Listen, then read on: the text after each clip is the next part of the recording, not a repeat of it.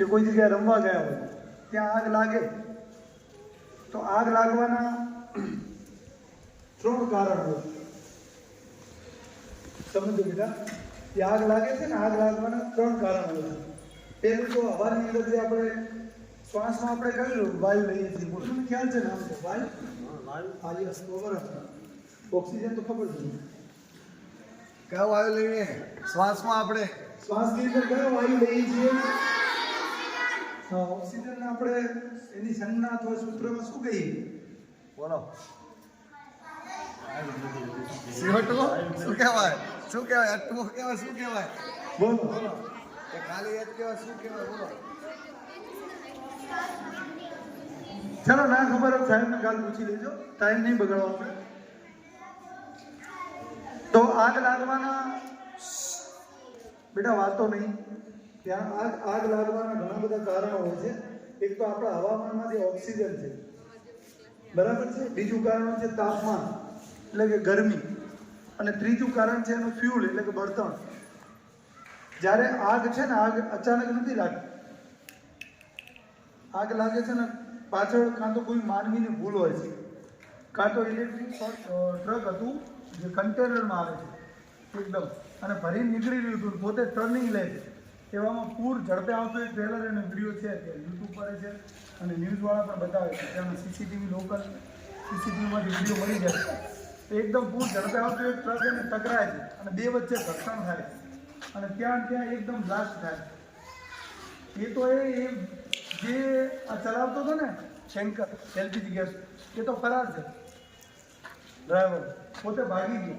આજુબાજુ 13 લોકોના મોત થયા, 23 લોકો ઘાયલ થયા છે. ઘણી બધી દુર્ઘટનાઓ છે.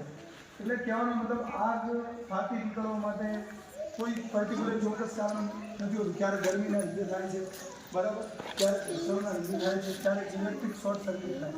ગાડીઓ સળગતા જોઈ છે, ગાડીમાં કોણ દિવાસળી ચાંપવા જાય? કોઈ ના છે. પણ ક્યારેક કોઈ વાયરનો છેડો છૂટો પડી ગયો હોય, બરાબર, અને ગાડીનું આખું જે બોડી હોય છે એ આપણે સમજીએ. ક્યાંક અત્યારે તો બધું હલકું મટીરિયલ વાપરે છે, પતરાની વધારે વસ્તુ યુઝ થાય છે.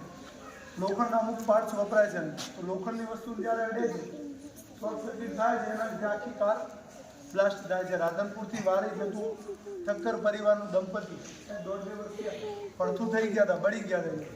કારણ કે પેલી ઓટોમેટિક હતી એટલે બધા કાર દરવાજા બધું લોક થઈ ગયું. ગ્લાસ પણ એ લોકો ના ઉતારી શકે. ત્યાં આખું કપલ 1.5 વર્ષ પહેલાંની જ ઘટના છે, ગાડીમાં બળીને રાખ થઈ. આ તો બધી વાત થઈ આગની, બરાબર. આપણી પાસે જે છે ને 600 કિલોની બોટલ છે, બરાબર, જેને અગ્નિશામક તરીકે ઉપયોગ થાય છે, અને દરેક સ્કૂલમાં ફરજિયાત છે. 9 મીટરથી ઓછી હાઇટવાળી શાળાની અંદર બોટલો હશે, અને અંજુમન જેવી મોટી જે 2 માળ 3 માળની સ્કૂલ હશે હાઇટવાળી, ત્યાં તમે પેલી લાઈન જોઈ છે, લાલ રંગની પાઇપોની લાઈન જતી હોય છે, એ પ્રમાણે હોય છે. જે બિલ્ડિંગની હાઇટ પ્રમાણે નક્કી થાય છે કે ત્યાં બોટલો ઉપયોગ થશે કે પછી લાઈન લેવી પડશે, બરાબર. આની અંદર પણ પાવડર જ આવે છે, કાર્બન ડાયોક્સાઇડ જે છે ને એ ઓક્સિજનને ભંગ કરે છે. જ્યારે આગ લાગેલી હોય એ વખતે આપણે આગને બુઝાવવા માટે પ્રયત્ન કરીએ, 2-3 વસ્તુઓ જ થાય. લોકો પાણીથી કરે છે. બીજું, રેલવે સ્ટેશન કોણ ગયેલા છે? ત્યાં ડોલો જોઈ છે માટી ભરેલી? ધ્યાનથી ઓબ્ઝર્વ કર્યું હોય તો માટી ભરેલી હતી, ડોલ પડી, આગ લાગે ને તો પહેલો પ્રયત્ન લોકો માટીનો છંટકાવ કરે છે, જેનાથી આગ કંટ્રોલમાં, મતલબ ઓછી થાય. એકદમ આગ વધે નહીં, આગ કંટ્રોલમાં આવી જાય, બરાબર. પછી પાણીનો પણ લોકો ઉપયોગ કરે છે. પ્રેશરથી, જે ફાયર બ્રિગેડવાળા આવે છે, પ્રેશરથી પાણી છાંટે છે. અને આ જે ગેસ છે આપણી પાસે, ગેસ તો નહીં, પાવડર પણ ગેસ ફોર્મમાં છે, એનો ઉપયોગ પણ થાય છે. બસ.